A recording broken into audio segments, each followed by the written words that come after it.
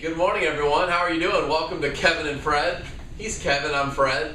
This is the .com portion of the title. This is the .com portion of the title, correct. So, hope you guys are doing extremely well out there. I know we are. We've been busy, to say the least. It's been a really good busy.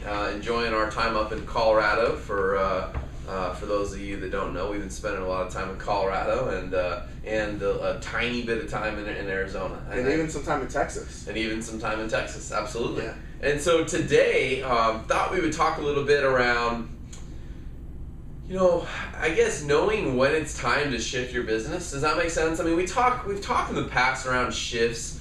Of course, we all know that for the most part in our country, 2005, 2006 was kind of the better parts of the real estate market, and then a big shift happened. And that shift looked like a ton of distressed sales entering our market.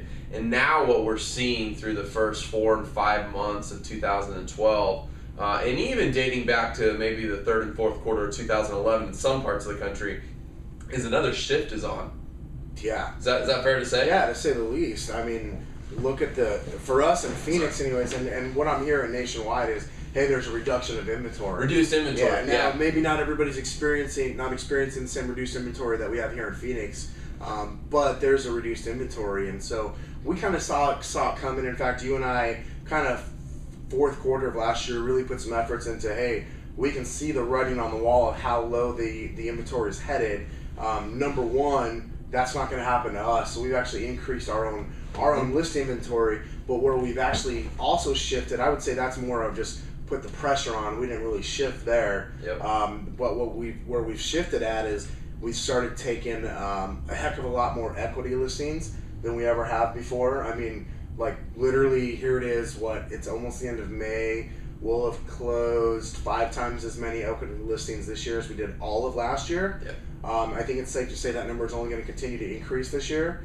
And then on the buyer side of our business, we went and worked with Brandon, and Brandon has shifted the strategies around how does he sell more of our listings? Yep. How does he work with more buyers in a higher price range where there's less competition? What does he have to do so he can compete less against the market and get more contracts accepted for his clients? He's had to shift. And Yep. so what we had to do, just like, I don't want to say just like I had to do in 2007 and 8, because I didn't have to shift from anything. I shifted from having a job to selling real estate.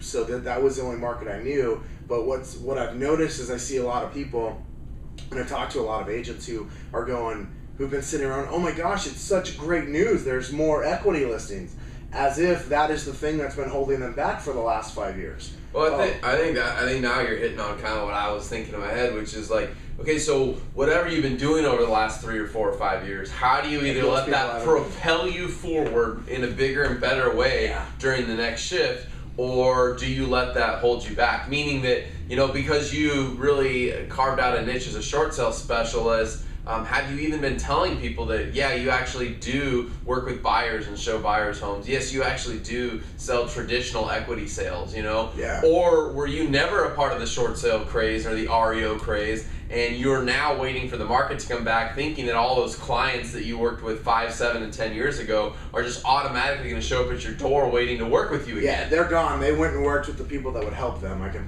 tell you that. Yeah, I mean, so the question is, like, how are you addressing the next shift? That's my question to you. Are you going to let it propel you forward in a bigger, better way? Or do you believe that because it's a shift and maybe you associate yourself with short sales, that your time is over? And that's just a question for you to answer and address for yourself. But I'm going to challenge that if you can do short sales, if you can handle the high volume business of REOs, that you're more than capable of handling traditional equity sales and handling the challenges that come with the next shift. And it's just about making adjustments in your business. It's about educating yourself to handle that shift and propel your business forward in a big, big way. Yeah. So interested to hear what you guys are doing out there. If you would, leave us a couple comments today. Curious what you're doing, what's working for you. And here's another question for you. Is what worked 5 and 7 years ago traditionally with equity sellers going to be the same tools and techniques that work today?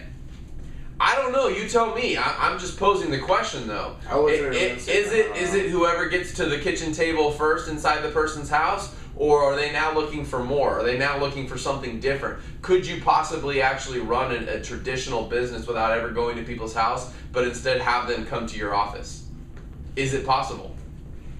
You tell us. Anyway, thanks for joining us here on Kevin and Fred today. We'll see you back here next time. Have a great rest of your week. See you later.